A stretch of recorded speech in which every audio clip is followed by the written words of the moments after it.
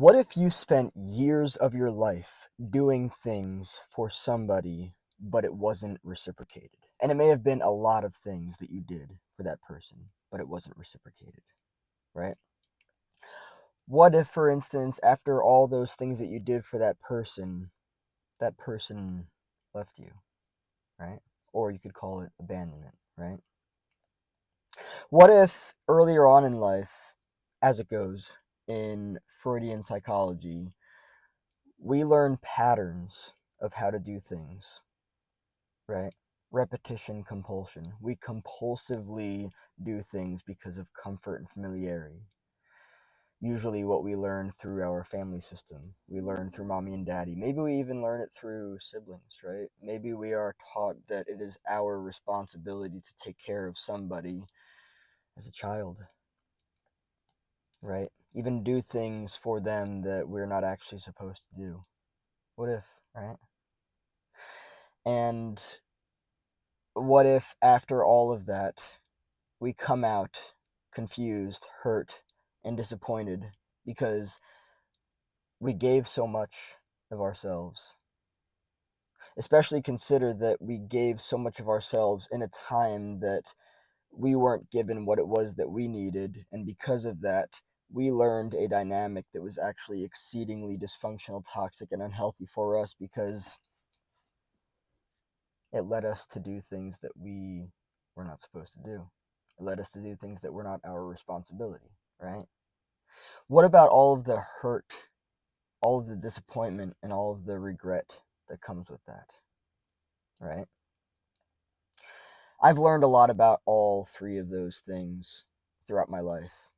And there are some things that I want to highlight because I think that it's really important to understand. Let me just say this first and foremost to set this as a foundational tone. It really fucking sucks to not get what you need in childhood. It fucking sucks to not get what you need in childhood. It also fucking sucks to get what you don't need in childhood, right? Imagine you don't get what you need. Imagine your needs are not getting met as a child, right? Imagine you're not getting the emotional attention that you need, right? Imagine that like your emotions are not getting contained by your parent, right? Then imagine you're also getting something that you don't need. You're distracted. You're not getting a childhood. You're not. You're learning to grow up real fast and you're probably learning to caretake somebody else, right? And maybe it's not a parent, for instance. Maybe it's a sibling, right? Maybe your parents were so vacant that you had to be a parent for your siblings, right? Parentification, right? That hurts. It really does. And it's disappointing when that happens because maybe you feel like you were supposed to take care of your sibling, even though you weren't. And it's not your fault that you didn't know that because you were a kid and you were in survival and you didn't get what you needed, right? But you learned that it was your responsibility to caretake, right? Whether physically or emotionally. But that wasn't your job as a child. No, no, no, no. Your job as a child was to take care of, you know, not really take care of yourself. Your parent was supposed to take care of you. But as a child, you're supposed to, in a healthy environment, explore yourself and know who you are and learn about who you are. And I mean, not really know who you are. You're learning about who you are. You get to learn about yourself. You get to play. You get to explore. That's what a healthy childhood looks like. An unhealthy childhood is when you're made to take care of somebody else, whether a sibling or a parent, right? That's parentification. Um, so how do you deal with the hurt, the disappointment, and the regret that comes with that? Well, it's really important to see everything for what it is. Taking on a role like that leads you to feel like you're responsible for everybody else, which throws you into the cycle of, you know, repetition compulsion. So you're likely to be just repeating that pattern over and over again, looking for other people to take care of over and over and over again until you open your eyes and you realize that you have your own life to take care of and you need to learn about yourself. You need to explore yourself. You can get playful, right? That's the reality of that. Regret is a very important thing to feel and understand why it's there, because regret teaches us things that we don't want to do anymore, right? I'm going to use some examples. For instance, I spent at least 8 years of my life in a relationship. I wouldn't really call it a relationship, because that person, after all, I didn't know this until the very end, but that person wasn't actually my friend. I spent 8 years with somebody that I considered a friend, all to find out that they were using me. I spent 6 years in a relationship with a woman, no names, by the way, all to find out that she didn't really love me, you know? So, what do we do about these situations? What do we do about these relationships that we find ourselves in that maybe lasted a long time, but we didn't realize were actually unhealthy and we didn't get what we needed, right? And they led to hurt, they led to disappointment, and they led to regret. Well, we can put ourselves first.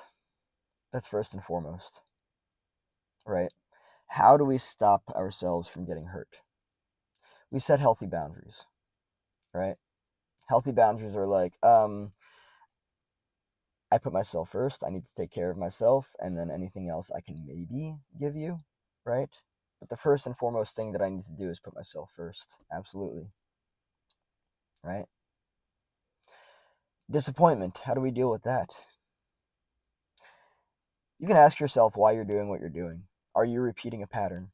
Are you aware of what it is that you're doing? Is it just comfortable and familiar? Do you feel obligated to do this? Do you actually want to do this? Yeah, it's possible to avoid disappointment. Absolutely. But you've got to know why you're doing what you're doing. Are you doing what you're doing because it's comfortable and familiar? Are you repeating a pattern? Do you actually want to do what it is that you're doing? Do you actually want to listen to the person? This is something that I've been asking myself lately, by the way. Do you actually want to listen? Do you actually want to listen to the person vomit their fucking drama and gossip on you? Not I, says Chris. And the regret is there to wake you up. The regret is there to show you, no, no, no, no, no, don't do that again. You regretted that, right? I regretted spending time with somebody that I considered my friend, all to find out that they were using me. Yeah. It's not fun to be used. It's not. And it's also not fun to be left after you're used. It's not fun to be discarded after you are used, right? I've been used financially as well and then discarded as well. Yeah, that's not fun. Why are you doing what you're doing? Are you repeating a pattern? Is it comfortable and familiar? What do you want to do instead? What do you actually want to do? If you know that this isn't what you want to do, if you know that this isn't who you want to be around, then don't do it, right? It's very important to understand that. And not only that, but when you've learned something about somebody and you know that you don't like it, get that person out of your life, period. Right? And not only that, but you can also utilize them as like a spotlight for the type of person to not be around, right? If there's anything that I am grateful for about the people that have shown me who not to put in my life, it's that they've shown me who not to put in my life. The person of 8 years that used me, great. I know the signs now. The person of 6 years that did not love me, great. I know the signs now. The person of 3 years that used me for money, somebody that I was in a relationship with, no names, great. I know who not to put in my life now, right? Yes, it hurts. It's very disappointing. And it's very regretful. But it's there to teach you something. And that's the reality of it. However, it's not going to teach you anything until you wake up to the reality of it. You see the repetition compulsion. You understand the root. Let's talk about real change, understanding the root, right? There are things that I've done in my life that I didn't know why I was doing until I understood the root. until I understood the repetition compulsion, until I understood the comfort and familiarity, until I understood the this is Chris's true to form role that he must play. This is where his worth comes from. This is how he receives love. No. I determine all of that, and I cut off anybody that is unhealthy.